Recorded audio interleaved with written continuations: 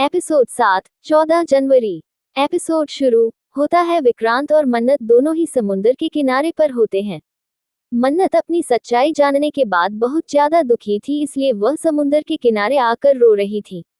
पूरी स्टोरी सुनने से पहले चैनल को लाइक कर दीजिए और नए हैं तो सब्सक्राइब करके बेल आइकन दबा दीजिए ताकि हमारे आने वाले वीडियो की नोटिफिकेशन आपको मिले सबसे पहले।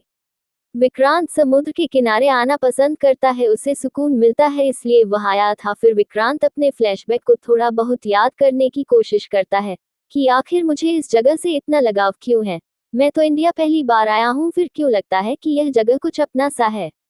और उधर मन्नत जो बहुत दुखी होती है, अपने सच को याद करके बहुत जोर से चिल्लाती है। तभी विक्रांत के पास एक बच्चा आकर बोलता है, भैया ये नाव कागज के बना दो, मुझे बन नहीं रही है। तो विक्रांत हंस के उसकी नाव बना देता है और उसे रोती हुई लड़की को सुनते हुए बच्चे से बोलता है, तुम भी इस नाव की तरह बनना। समुद्र में चाहे कितने भी तूफान आए हमेशा डटे रहना, कभी भी जिंदगी से हार नहीं मानना, कभी उन लहरों से मत डरना जो हमें डूबा देती है, जबकि उन तिनकों की कदर करना जो हमें बचाती है। खुद पर भरोसा रखना, क्योंकि बचाने वालों के हाथों में जो ताकत है मिटने वालों के हाथों में बिल्कुल भी नहीं। ये सब कुछ विक्रांत मन्नत को सुनाते हुए बोल रहा था, लेकिन वह जान नहीं रहा था कि यह कौन है। फिर जब मन्नत उसकी इधर मुड़ती है तो विक्रांत उधर मुड़ जाता है और मन्नत उसे देख नहीं पाती है, बस सोचती है कि कौन है वह जो अनजाने में मेरी मदद कर गया। फिर विक्रांत उस बच्चे से कहता है कि मेरा एक काम करोगे, ये कागज का नाव उस लड़की को जाकर देना जो अभी रो रही थी। और बच्चा मन्नत के पास आकर वह कागज का नाव देकर बोलता है, ये आपके लिए उन अंकल ने भेजा। फिर मन्नत मुड़ के देखती है लेकिन विक्रांत का चेहरा नहीं देख पाती और मन्नत उस बच्चे से कहती है, वह जो भैया ने आपसे बात कही है ना, उसे हमेशा याद रखना, मिटाने वाले से ज्यादा ताकत बचाने वाले के हाथों में होती है।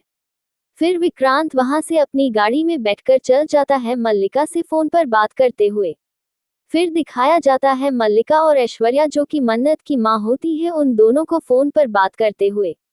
अस्पताल में श्रुति को दिखाया जाता है जो मन्नत की फिक्र में बैठी रहती है और उनकी आंटी जो थोड़ा बहुत कॉमेडी करती है। फिर वहां पर मन्नत आ जाती है और मासी बहुत ज्यादा खुश हो जाती है और मन्नत के मन में बस विक्रांत की कही वही बात चल रही होती है कि बचाने वाले के हाथों में जो ताकत होती है वह मिटाने वाले के हाथों में नहीं होती। तभी मासी खुश होकर बोलती है कि मन्नत तू आ गई बेटा। और मन्नत कहती है, पर इस माँ ने अपनी इस बेटी से तो झूठ बोला है, ना बोलो ना माँ बोला है ना। फिर उधर ऐश्वर्या को दिखाया जाता है, ऐश्वर्या को उसके पति द्वारा समझाया जाता है कि तुम मल्लिका को बहकाव मत, तुम मल्लिका पर ध्यान दो, उसको इग्नोर मत करो, उस पर ध्यान दो। उस पर ऐश्वर्या कहती है कि मैं मल्लिका को इग्नोर नहीं कर रही हूँ, ये साइलेंट ट्रीटमेंट सिर्फ तुम्हारे लिए है, मैं अपनी बेटी को इग्नोर नहीं कर रही हूँ। तो उसे पर जवाब देते हुए ऐश्वर्या का हस्बैंड कहता है कि तुम अभी मल्लिका के साथ वैसे ही कर रही हो जैसे कुछ सालों पहले मैंने तुम्हारे साथ किया था। तोल लिया था तुम्हें पैसों पर, अभी मेरी जगह पर विक्रांत है और तुम्हारी जगह पर मालिका। तभी ऐश्वर्या अपने हस्बैंड को रोकते हुए कहती है, तुम अपनी तुलना विक्रांत से मत करो, वह तुमसे ज्यादा रिच है, कहाँ तुम और कहाँ वो। फिर यहाँ मन्नत को दिखाया जाता है कि उनकी मासी उसको बताती है कि तुम्हारी माँ का नाम सोनिया है और फ्लैशबैक में जाकर यह भी बताती है कि उसकी अपनी माँ के लिए पैसा ही सब कुछ है। और मन्नत अपनी माँ यानी मासी से कहती है कि सच बताने के लिए थैंक यू वेरी मच, पर मुझे इन सब से कोई फर्क नहीं पड़ता। वह माँ जो मेरे जन्म पर खुश होने की जगह फूट फूट कर रोई हो, मैं उनके लिए क्यों रो। उन्होंने तो इस मन्नत को बद्दुआ समझकर दूर कर दिया, पर बाबा जी ने मुझे एकदम सही जगह पहुँचा दिया। अपनी मासी को देखते हुए कहा आपके पास, और फिर इमोशनली से कहा है ना माँ। और श्रुति बहुत इमोशनल हो जाती है और मन्नत की तरफ देखकर बोलती है माँ, और बहुत इमोशनल सीन चलता है माँ बेटी का। फिर मन्नत हंस के रहती है, अब बाबा जी ने डिसाइड कर लिया है कि श्रुति खन्ना मेरी माँ है तो श्रुति खन्ना ही मेरी माँ है, और मुझे भी सिर्फ मेरी माँ से मतलब है, श्रुति खन्ना से। पर आपको ना प्रॉमिस करना होगा, आप लोग झूठ नहीं बोलोगे और कुछ छुपाओगे नहीं, मुझे प्रॉमिस करो। आपको कोई भी प्रॉब्लम हो, कोई तकलीफ हो, आप नहीं छुपाओगे कोई भी टेंशन।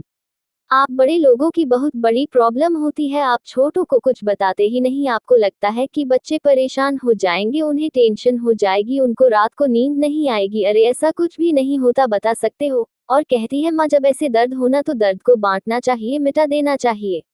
आपने देखा ना दर्द से कितनी तकलीफ होती है, जाने वाला तो चला जाता है लेकिन जीने को पीछे छोड़ जाता है ना, उन्हें जीने में तकलीफ होती है। फिर रोते हुए कहती है, आप कुछ मत बोलो, मुझे बताओ अगर आपको कुछ हो जाता तो मैं क्या करती, मैं तो फिर से अकेली पड़ जाती ना, जैसे उस दिन रह गई थी समुंदर के लहरों के बीच में अकेली, तब आपने मुझे बचा लिया था ना माँ, पर आज कौन बचाता माँ। और कहती है, माँ अगर आप मुझे बता देते कि आपने मुझे जन्म नहीं दिया है तो क्या आपके लिए मेरा प्यार कम हो जाता?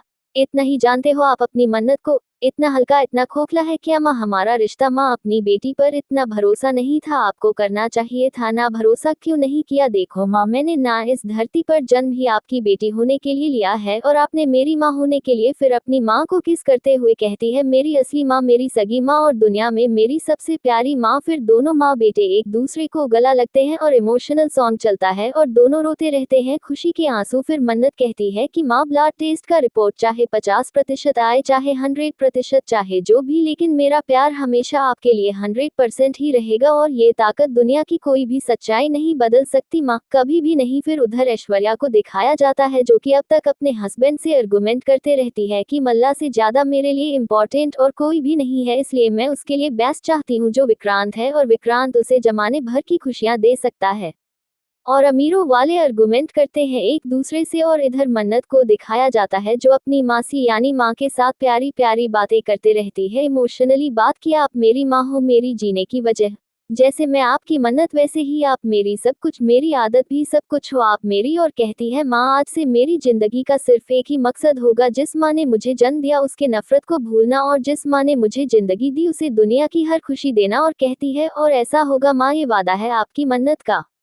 फिर इधर दिखाया जाता है कि मन्नत डॉक्टर के पास बैठकर बातें कर रही होती है कि मैं अपनी माँ के लिए बहुत कुछ करना चाहती हूँ, उन्होंने मेरे लिए बहुत कुछ किया है, अब मेरी बारी है। तो डॉक्टर कहते हैं देखिए मन्नत जी, हम अपना बेस्ट करेंगे, आप पैसों का इंतजाम करिए, हम जब तक डोनर को ढूंढ रहे हैं।